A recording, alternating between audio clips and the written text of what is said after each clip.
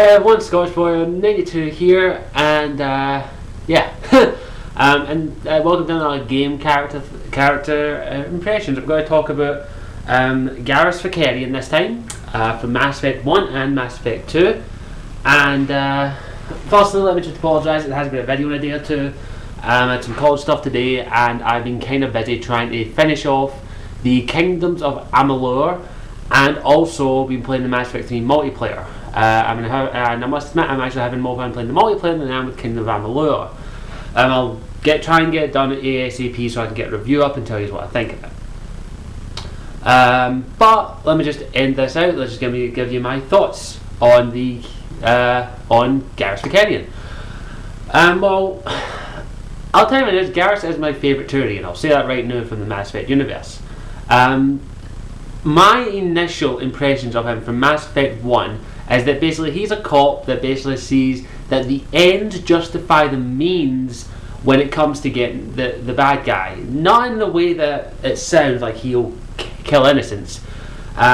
He'll... man, I've just made this worse myself. That if it shouldn't matter how he gets his man, basically. How he catches the criminal, it shouldn't really matter how he does it, by any method, basically. And your first meeting of him is basically he's after Saren the same as you. He believes that Saren's up to something and he's on your side. In fact, it causes him to leave C6 Citadel Security, if you don't know. And basically he kicks some major ass, and he almost kills an innocent when he's also almost kills a doctor.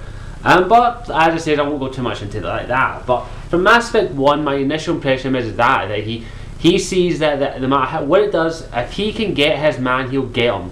And if the man deserves to die, he deserves to die. He even says it when you're going after Saren. Are we really just going to capture Saren instead of just killing him? And my ship was like, of course we're going to capture him because of one simple thing. We need to know what he's planning, what he was doing, who's sovereign, why he did what he did, things like that. But Garrus is like, we should fucking kill him. Plain and simple. And, well, because my shepherd convinces him. And he does eventually come around to your way of thinking, and that's just the way that it is, depending on how your shepherd is, Paragon or Renegade. And he still kind of believes that in Mass Effect 2, that the ends to get the bad guy kind of justify the means, but no innocence must be harmed. That is his rule if you are Paragon with him and convinced him not. And he did go back to C-Sec in my one, only briefly, then went on to Omega. And my impression of him in Mass Effect 2, he was much more hardened and seeking vengeance on Sidonis, the Turian that betrayed him in Mass Effect 2. And that was not like him in the way I saw him in my characters. My shepherd was always like to him, this isn't the way you're meant to be, Garrus. You aren't thinking rationally, so please think it through. And eventually my shepherd was able to convince him not to kill Sidonis. And the way that I saw Garrus is that basically he was blinded by rage. He wanted Sidonis dead. And one of my favourite quotes, I have a lot of favourite quotes from Mass Effect, but one of my favourite ones is when Garrus says, there's always black and white, grey, I don't know what to do with grey. And that's where it is. In the Mass Effect universe, there is no black and white, there's grey. And it's really, really well done with Garrus' character, in my opinion, because he wants to see black and white so much. He sees black, he sees white, he sees good, he sees evil. But when he sees grey, he doesn't know what to do with it. And he's, in a way, he's kind of fearful of that he might make the wrong call one day. And that's my initial impression of him. But in Mass Effect 2, he really did grow up. He matured as a character and became more of a leader. He has had years of experience in the military and C-Sec. He's a leader. He's a Turian. He's loyal to Shepard, and I love that about his character. He kicks ass, but at the same time he has a little bit of a hint of heart of gold.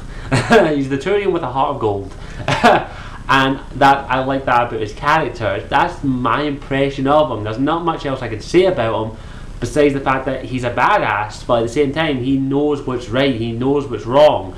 But when it comes to grey, he hasn't got a fucking clue. He doesn't like to see that. He doesn't like to see grey, and in the Mass Effect universe there is a lot of grey. A lot of people can justify the means of what they're doing, more so on the Overlord DLC as well.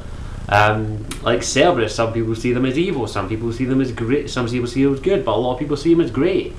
And that's what I think about Shepard. Garrus. That's my impression of him. That he wants to see black and white. He wants that, but he knows he's never going to get it. He knows that the world and universe is filled with grey, and he doesn't like that too much. And that's why I think of his character. And in Mass Effect 3, I think he'll be even better as that. He'll be a stronger leader for that reason. And maybe even going in the Turian homeworld, you'll meet and come across his family, because if you read the stuff in the Shadowbroker lair, it turns out his mother is actually gravely ill. And I'm going to cry at that point if that's in the game, and that's going to be really, really cool. And that's how I can see him in Mass Effect 3. I see him as a leader, nothing more. And that's my thing about him. He'll always be my Turian. He's a kick-ass guy, but in Mass Effect 3 I think there's going to be a lot of emotional scenes with him, especially if you go to the Turian homeworld and meet his family. So that could be interesting. So I hope that you enjoyed that. That's just my impressions of Garrus. Everyone's different. I know a lot of you might view him differently, but that's the way I view him. I hope you enjoyed this video. And next I'm going to be doing either one of two. Excuse me, I'm either going to be doing Legion or sub-characters. I might do sub-characters because I actually want to leave Legion to the end, I'm thinking. But I'll think about it. And I'm going to try my best to beat the Kingdoms of Amalur and get a review up as soon as possible. It's quite a lengthy game, and I'm really struggling to play it at the minute for various reasons. I'll get them in my review. So as always, I hope you enjoyed this video. As always, if you have any other video requests, please put them down in the comment section down below, or contact me on my Twitter at ScottishW92, or on my Facebook page, all linked in the description. And I hope you enjoyed this, and I'll see you all later. Ciao for now. Mwah.